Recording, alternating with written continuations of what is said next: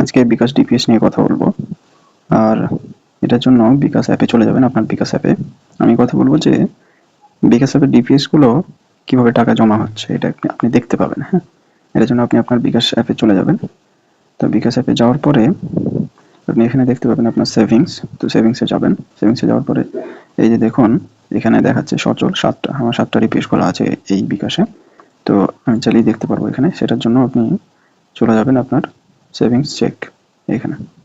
তো এখানে গিয়ে এই যে দেখতে পাচ্ছেন অনেকগুলো ডিপিএস আছে আমার।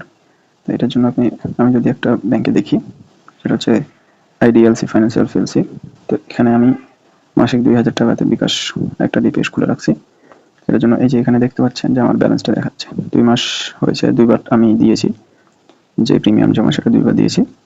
এখানে দেখুন 2 মাসের যে ইন্টারেস্ট এখন পর্যন্ত হয়েছে সেটা দেখাচ্ছে 27 টাকা 71 পয়সা মতো।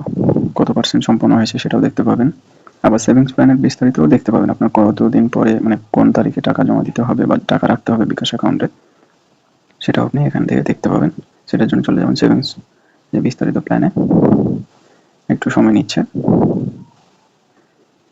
এই যে দেখুন এখানে আমার এখন পর্যন্ত 2টা ডিপিএস জমা দেওয়া হয়েছে, আরও 4টা দিতে হবে। তো আবার এখানে এই যে লেখা আছে নিয়মটা দেখেন যে আপনি এই জমার তারিখ হচ্ছে আমার যে 15 তারিখ এভরি মাসে, মানে সব মাসের 15 তারিখে জমা অটোমেটিক আমার ব্যালেন্স থেকে টাকা কেটে নেবে। এর আগে আমার ব্যালেন্স রাখতে হবে।